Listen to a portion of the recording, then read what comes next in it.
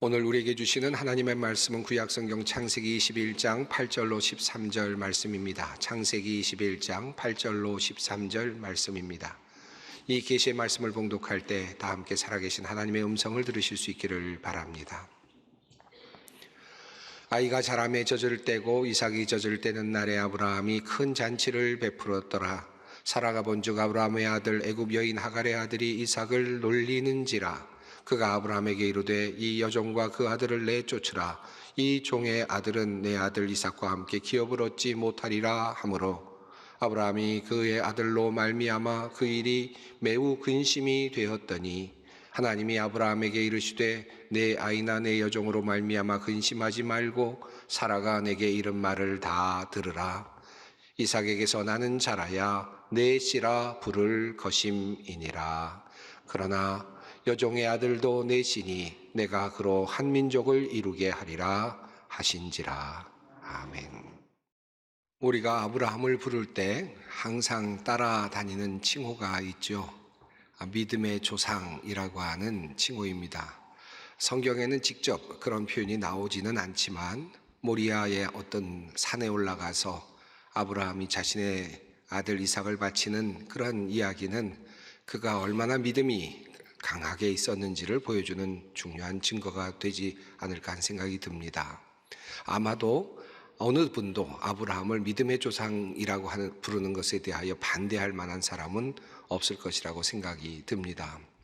하지만 아브라함의 인생을 살펴보면 12장에서 하나님의 부르심을 받고 그리고 고향을 떠나서 떠나가는 그 장면에서부터 시작해서 22장에서 자신의 외아들 이삭을 바치는 장면에 이르기까지 그의 삶 속에서 사실은 믿음이 없고 때로는 믿음이 약해지는 그와 같은 삶을 살았던 시간들이 있었음을 우리가 확인할 수 있습니다. 예를 들어서 아브라함이 고향 땅을 떠나서 하나님께서 지시하시는 곳 가나안 땅에 이르게 된 후에 그곳에 갑자기 기근이 들게 되죠. 그러자 아브라함은 그곳을 떠납니다. 그리고 애굽으로 가기로 결정을 합니다. 애굽으로 가기로 결정을 하였을 때 아브라함이 하나님께 물었다라고 하는 흔적은 보이지 않습니다. 나름대로 판단을 했던 것 같습니다. 여기서는 못 살겠다 생각을 했던 것 같습니다. 그리고 애굽에 가서 또 어떻게 생존할지에 대한 방법도 나름대로 전략을 짜고 방법을 궁구합니다. 아브라함은 그의 아내 사라에게 이렇게 이야기를 합니다. 애굽 사람이 그대를 볼 때 이르기를 이는 그의 아내라 하여 나는 죽이고 그대는 살리리니 원하건대 그대는 나의 누이라 하라. 그러면 내가 그대로 말미암아 안전하고 내 목숨이 그대로 말미암아 보존되리라 하니라. 기근을 넘어서기 위해서 애굽으로 가는 아브라함, 그는 나름대로 꾀를 짜내었습니다.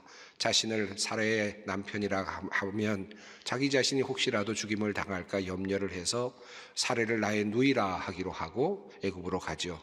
그런데 어떻게 되었습니까? 애굽 왕 바로가 사라를 보고 그를 왕궁으로 불러들이는 그런 일이 일어나고 말았습니다.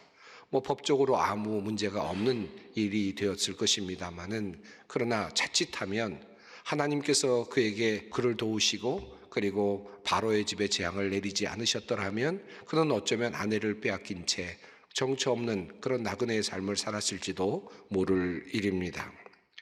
하나님의 말씀을 따라 살지 않고 인간적으로 좀 해결해 보려다가 그만 된통 당하게 된 그런 이야기라고 할 수 있겠습니다. 아브라함의 인생을 보면 그와 비슷한 일들이 한 번이 아니고 여러 번 이곳저곳에서 드러나는 것을 보게 됩니다. 사실 이러한 아브라함의 모습은 우리에게는 조금은 위안이 되는 것도 사실이기는 합니다. 그의 미성숙한 믿음의 모습을 보여주는 또 다른 사례가 바로 이스마엘과 관련된 이야기라고 할 수 있겠습니다. 12장에서 하나님께서는 아브라함을 부르시고 그리고 고향을 떠나라고 말씀하시면서 너에게 큰 민족을 이루게 해주시겠다라고 약속을 하시죠. 그리고 나서 시간이 흐르지만 하나님께서는 좀처럼 그에게 자식을 주시지 않았던 것 같습니다.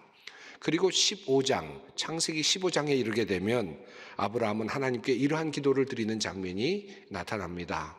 아브라함이 이르되 주 여호와여 무엇을 내게 주시려 하나이까? 나는 자식이 없사오니 나의 상속자는 이 다메섹 사람 엘리에셀이니이다. 아브라함이 또 이르되 주께서 내게 씨를 주지 아니하셨으니 내 집에서 길린 자가 내 상속자가 될 것이니이다. 아마도 아브라함은 하나님께서 자신에게 약속하신 말씀, 큰 민족을 이루게 해주시겠다라는 말씀을 마음에 새기고 있었을 것입니다. 그런데 좀처럼 자신에게서 자식이 태어나지 않는 것입니다. 어떻게 하면 내가 큰 민족을 이룰 수 있단 말인가? 그는 나름대로 고민을 했겠죠. 그리고 점차 나이가 들고 육체적으로 연약해지는 자신의 모습을 확인하고는 이제 하나님께 기도를 한 것입니다. 이제 나의 상속자는 다메섹 사람 엘리에셀입니다. 나의 자녀를 통해서 후계자를 찾기에는 어려울 것 같습니다. 라고 하는 자신의 생각을 하나님께 말씀을 드린 것입니다. 이제 양자를 이룰 수밖에 없다라고 하는 자신의 생각을 하나님께 말씀드린 것입니다. 참으로 다행인 것은 그래도 하나님께 아브라함이 그렇게 기도를 드렸다는 것이죠. 그러자 하나님께서는 어떻게 말씀하십니까? 그에게서 그 사람이 내 상속자가 아니다 라고 말씀하시면서 내 몸에서 난 자라야 진짜 상속자가 될 것이다 라고 하나님께서 다시 고쳐 말씀해 주셨습니다. 그리고 꽤 시간이 흘렀습니다. 사라의 나이가 많아지고 도저히 아이를 가질 수 없게 되었다고 생각되었을 즈음에 사라 자신이 스스로 해결책을 마련합니다. 자신의 종인 하갈을 아브라함에게 보내서 그 종으로 아이를 갖게 하려는 것이었습니다. 그렇게 해서 태어난 아이가 바로 이스마엘이죠. 성경은 이렇게 전개된 상황을 전하면서 그 과정에 그들이 아브라함과 사라가 하나님께 의논하였다라는 사실이 없음을 우리에게 알려주려는 듯 이렇게 이야기를 펼쳐가고 있습니다. 사라가 아브라함에게 이르되 여호와께서 내 출산을 허락하지 아니하셨으니 원하건대 내 여종에게 들어가라. 내가 혹 그로 말미암아 자녀를 얻을까 하노라 하매 아브라함이 사라의 말을 들으니라. 아브라함이 아내 사라가 그 여종 애굽 사람 하갈을 데려다가 그 남편 아브라함에게 첩으로 준 때는 아브라함이 가나안 땅에 거주한 지 10년 후였더라. 이 말씀을 보면 주어가 사라이고 그리고 주어가 아브라함임을 발견할 수 있습니다. 하나님께서 주어가 되지 아니하시고 하나님의 말씀을 청종하지 아니하고 자기 나름대로 방법을 찾았다라는 뜻입니다. 자, 그런데 어떻게 되었습니까? 사라의 종 하갈이 임신을 하게 되자마자 그 종이 그의 여주인을 멸시하는 상황이 발생하게 되었습니다. 사라가 저질러 놓은 일이었습니다. 그런데 그 일이 감당할 수 없는 차원으로 그렇게 나아가게 된 것입니다. 아이를 갖게 되었는데 사라의 불평이 심해질 수밖에 없습니다. 아브라함은 하갈과 관련된 모든 권한을 사라에게 위임을 하죠. 그러자 사라는 하갈을 학대하기 시작을 합니다. 도저히 견딜 수 없을 만큼 학대를 했던 것 같습니다. 하갈이 결국 집을 나와 도망을 가게 됩니다. 그리고 여호와의 사자를 만나고 다시 이제 마음을 돌이켜서 돌아가는 장면이 나오지요. 그리고 결국 낳게 되는 아이가 바로 이스마엘입니다. 이때 하갈이 아브라함에게 이스마엘을 낳았을 때 아브라함의 나이가 86세였더라 라고 성경은 전하고 있습니다. 그리고 창세기 17장이 이제 이어집니다. 우리는 그곳에서 99세가 되어 있는 아브라함을 만나게 됩니다. 벌써 13년이라고 하는 시간이 훌쩍 지나가 버렸습니다. 하나님께서는 이제 아브라함의 이름을 이제 아브라함이라고 바꾸어 주십니다. 그리고 사라의 이름을 사라라고 바꾸어 주시죠. 그리고 이제 하나님께서 그들 두 사람에게 약속을 주셨습니다. 아브라함과 사라가 낳은 아이가 이제 후계자가 될 것이다. 그리고 아브라함과 그리고 사라가 열국의 아버지, 열국의 어머니가 될 것이다 라고 그렇게 말씀하십니다. 이때 아브라함이 이렇게 말을 합니다. 아브라함이 이에 하나님께 아뢰되 이스마엘이나 하나님 앞에 살기를 원하나이다. 이스마엘이 있습니다. 이스마엘로 족합니다 라고 하는 뜻이겠습니다. 이제 내가 어떻게 또다시 아이를 낳고 아이를 기르겠습니까? 13살이나 된 이 아이로 충분합니다 라고 하는 그런 뜻이겠습니다. 그러자 하나님께서 다시 고쳐 말씀하십니다. 하나님이 이르시되 아니라 내 아내 사라가 내게 아들을 낳으리니 너는 그의 이름을 이삭이라 하라. 내가 그와 내 언약을 세우리니 그의 후손에게 영원한 언약이 되리라. 주님께서 그렇게 말씀하십니다. 그리고 이야기가 이어지죠. 아이가 태어납니다. 이삭이 태어나고 이삭이 젖되는 때가 되었을 즈음에 종의 아들 이스마엘이 이삭을 놀리는 장면이 나타납니다. 오늘 본문의 바로 그 시작점입니다. 사라가 그것을 발견하고는 이제 결국은 두 아들의 문제가 큰 문제거리가 되었습니다. 그리고 사라는 하갈과 그의 아들 이스마엘을 내쫓아달라고 그렇게 종용을 하게 됩니다. 그 때문에 아브라함의 마음이 심히 괴롭게 됩니다. 성경은 그 사실을 이렇게 전합니다. 아브라함이 그의 아들로 말미암아 그 일이 매우 근심이 되었더니. 자, 이제 어떻게 하면 될까? 어떻게 하면 이 두 아이를 어떻게 잘 문제를 해결할 수 있을까? 아마도 하나님의 입장에서 본다면 두 아이를 잘 키워라. 그리고 서로 화평해라. 그리고 서로 사랑해라. 이렇게 말씀하실 것 같은데 정말 뜻밖에도 하나님께서는 사라의 편을 들어주셨습니다. 그리고는 아브라함에게 하갈과 그리고 이스마엘을 내쫓으라고 그렇게 명령을 하셨습니다. 어떻게 하나님께서 이렇게 하실 수 있었을까 하는 문제에 대해서는 설교의 말미에 조금 더 다시 한번 살펴보려고 합니다. 갈라디아서 4장은 후에 이 사건을 정리하고 평가하면서 이스마엘의 출생을 육체를 따라 태어났다라고 그렇게 표현하고 있습니다. 그리고 이삭의 출생을 약속을 따라 태어났다라고 그렇게 구별하여 말하고 있습니다.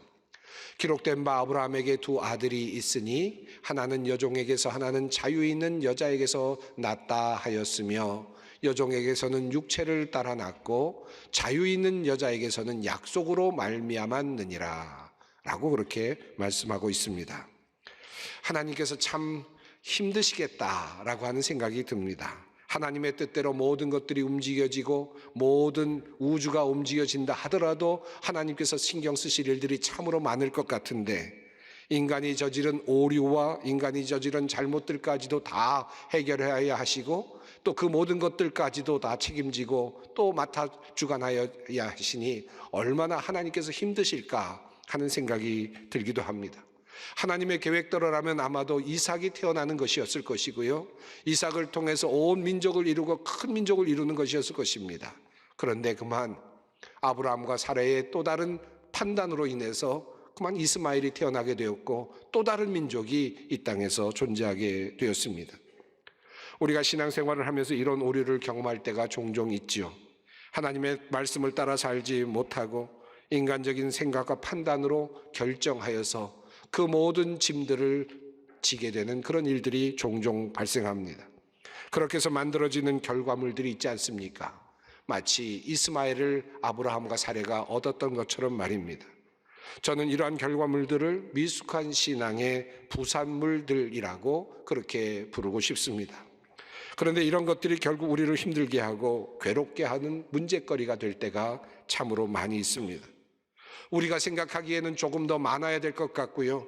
조금 더 있어야 안전할 것 같지만 하나님의 법칙은 그렇지 않습니다. 하나님의 법칙은 오직 한 사람, 하나님께서 택하신 한 가지 방법이면 충분합니다. 때로 우리는 우리의 성급한 생각이나 행동으로 하나님의 위대한 약속을 이루는데 방해가 될 때가 종종 있습니다. 얼굴에 뾰루지가 나면 어떻게 하는 것이 제일 좋습니까? 의사에게 가서 보여주고 약 처방을 받고 그리고 약을 바르는 것, 그게 제일 빠른 방법이겠죠. 효과적인 방법이겠죠. 조금 작게 만들겠다고 자꾸 손을 대고 자꾸 만지면 도리어 더 커지고 엉망이 되고 말 것입니다. 종종 우리가 신앙의 삶 속에서 그와 같은 일을 벌일 때가 많습니다. 하나님의 일을 합니다. 신앙적인 삶을 살아갑니다. 그런데 내가 하나님을 돕겠다고 그리고 내 나름대로 생각을 해서 그리고 하나님의 약속 밖에 있는 것들을 내 나름대로 함으로써 또 다른 문제를 일으키는 일들이 종종 일어납니다.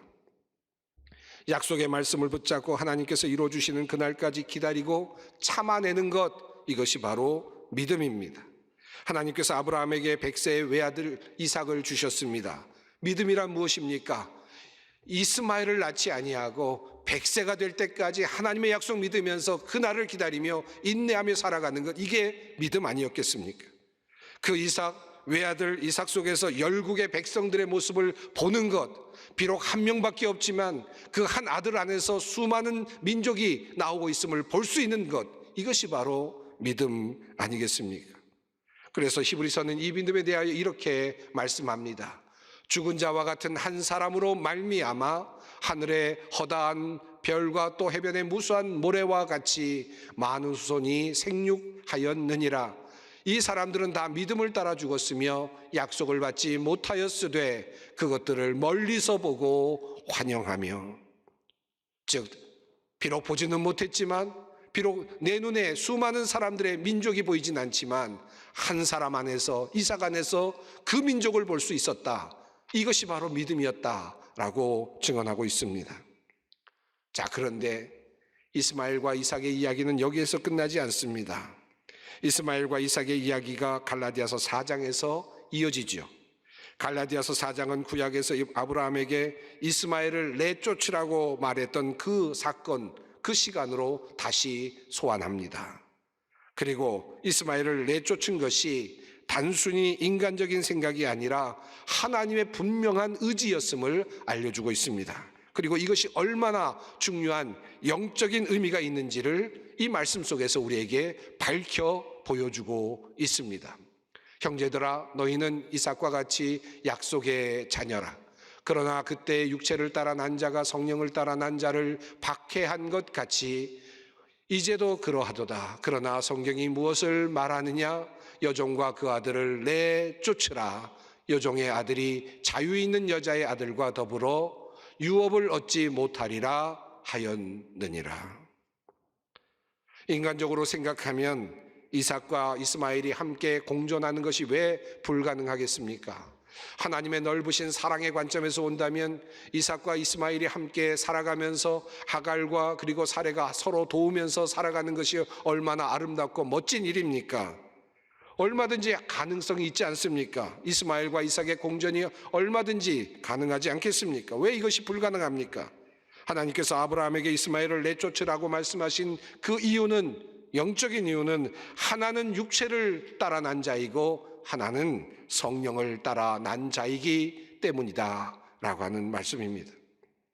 인간적인 생각과 판단으로 낳은 아들, 미숙한 신앙의 단계에서 얻은 부산물, 이 모든 것들과 단절하라 라고 하는 말씀입니다. 여러분, 이 이스마엘과 같은 존재가 무엇일까요? 아마도 각자 모든 사람마다 아마 그 부산물, 미숙한 신앙의 부산물들이 조금씩 다르리라 생각합니다.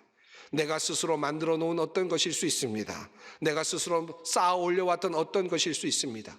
하나님의 약속을 붙잡고 살고 있다가 하나님의 약속 가지고 그렇게 끊임없이 인내하다가 응답 없는 하나님 앞에서 내가 이렇게 하는 것이 옳지 않을까, 내 나름대로 생각하고 내 나름대로 일하고 내 나름대로 무엇인가를 벌려서 만들어 놓은 또 다른 어떤 결과물들, 그것이 혹시 아닐까 하는 생각이 듭니다.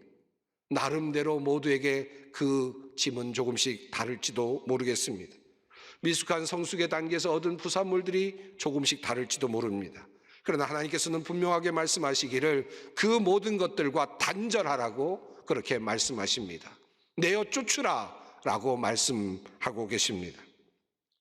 참으로 흥미롭게도 갈라디아서를 통해서 하나님께서는 이것이 무엇인지를 조금 좀 재미있게 흥미롭게 연결을 시켜주시고 계십니다. 뜻밖에도 그것이 바로 이 미성숙한 신앙의 단계에서 얻을 수 있는 이 부산물과 같은 이 이스마엘이 바로 율법이라고 성경은 우리에게 말씀하고 있습니다. 율법은 이스라엘 백성들에게 너무나도 필요한 것이었죠. 그들은 그것을 통해서 하나님을 알아갔습니다. 구약에서 그 율법은 너무나도 귀한 하나님의 선물이었습니다. 그러나 그것은 한편으로 본다면, 예수 그리스도의 관점에서 본다면 그것은 미숙한 신앙인, 유한하고 불완전한 인간을 위해 하나님께서 마련해 주신 몽학 선생과도 같은 것이었습니다. 율법은 육체로 살아가는 인간이 하나님께 나아가는 길을 제시하여 주기는 하지만 온전한 단계, 완전한 단계까지 이르게 하지는 못합니다. 태생적으로 불가능한 일입니다. 율법이 이스마엘과 같은 존재라면 이삭과 같은 약속의 아들은 누구이겠습니까? 바로 예수 그리스도로 대입할 수 있을 것입니다. 약속의 아들이 오시면 모든 것은 무의미해집니다. 한 사람으로 말미암아 구원이 온전하게 이루어지기 때문입니다. 우리의 구원은 한 분만으로 충분합니다. 그 예수께서 오실 때 율법은 자리할 것이 없고 도리어 그것은 우리를 혼란스럽게 만드는 것이 되게 됩니다. 갈라디아서는 이러한 변화를 다시 이렇게 종과 자유인의 비유로 말씀합니다. 즉 태생적인 출발의 차이를 말합니다. 하나는 종의 아들이다, 하나는 자유인의 아들이다 라고 말합니다. 종의 아들로 태어나면 태생적으로 종일 뿐입니다. 자유인의 아들로 태어나면 자유자가 되는 것입니다. 율법의 아들로 살면 여전히 종일 뿐입니다. 그러나 참 자유를 주시는 주님 그 아들로 태어나면 자유로운 삶을 살아갈 수 있습니다. 기록된 바 아브라함에게 두 아들이 있으니 하나는 여종에게서 하나는 자유 있는 여자에게서 났다 하였으며 여종에게서는 육체를 따라 낳고 자유 있는 여자에게서는 약속으로 말미암았느니라. 그러므로 주님은 말씀하십니다. 그리스도께서 우리를 자유롭게 하시려고 자유를 주셨으니 그러므로 굳건하게 서서 다시는 종의 멍에를 매지 말라.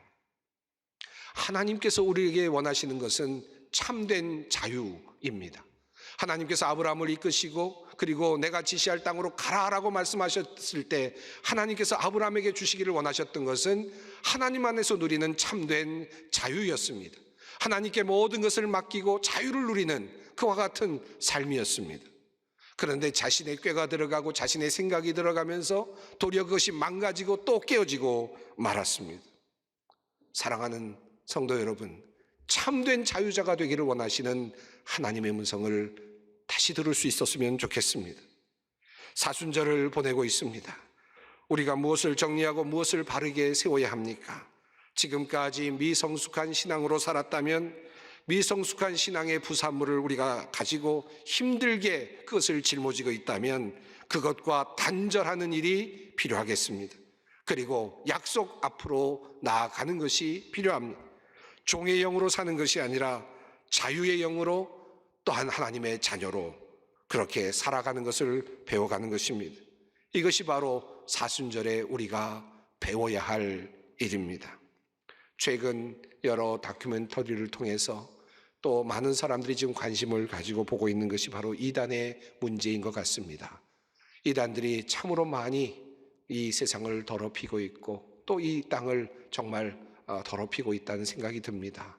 여러분, 이단들의 모습을 보면서 한 가지 공통점이 있다는 것을 발견하실 것입니다. 이단들에 빠져들고 또 이단들의 속에서 살아가는 사람들은 한결같습니다. 구원을 이루기 위해 무엇인가를 해야 된다. 무엇인가를 해야만 된다. 헌금을 드리든 무엇을 하든지 무엇인가를 해야만 된다라고 하는 그것 때문에 강박관념에 빠져서 두려워하며 살아가고 있는 것이 바로 이단들에 빠져있는 사람들의 안타까운 모습이 아닐 수 없습니다. 이단 교주의 종이 되고 노예가 되어서 그렇게 힘들게 살아가고 있는 모습들을 보게 됩니다. 하나님께서 우리에게 원하시는 것은 무엇입니까? 이 사순절을 통하여 우리에게 주시고자 하시는 하나님의 은혜는 무엇입니까? 죄에 속박되어 있는 우리들에게 참된 자유를 주셔서 우리를 풀어주시고 모든 것에 짐을 지고 있는 또 자신들의 잘못된 결정과 잘못된 것으로 인해서 큰 짐을 지고 무겁게 힘들게 그렇게 힘들게 살아가고 있는 사람들에게 그것을 끊어내게 하여 주시고 새로운 자유자로 참된 자유자로 만들어 주시기를 원하시는 하나님의 뜻이 담겨있는 기간이 바로 사순절입니다. 참된 자유, 주님께서 주시는 그 자유를 누리며 또 배울 수 있는 그러한 사순절 되시기를 간절히 바랍니다. 함께 기도하겠습니다. 사랑과 자비가 풍성하신 하나님, 죄의 멍에를 메고 살아가는 우리들, 신앙으로 산다 하지만 우리의 잘못된 판단과 행동으로 자꾸 문제가 일어나 고통 속에서 살아가는 우리들입니다. 율법에 매여 주님께서 주신 참된 자유 누리지 못하고 살아가는 우리를 불쌍히 여겨 주시옵소서. 참된 자유를 회복하는 사순절 되게 하시고 종의 자녀에서 자유의 자녀로 참된 약속의 자녀로 거듭나는 우리의 사순절이 되게 하여 주시옵소서. 예수님의 이름으로 기도드립니다. 아멘.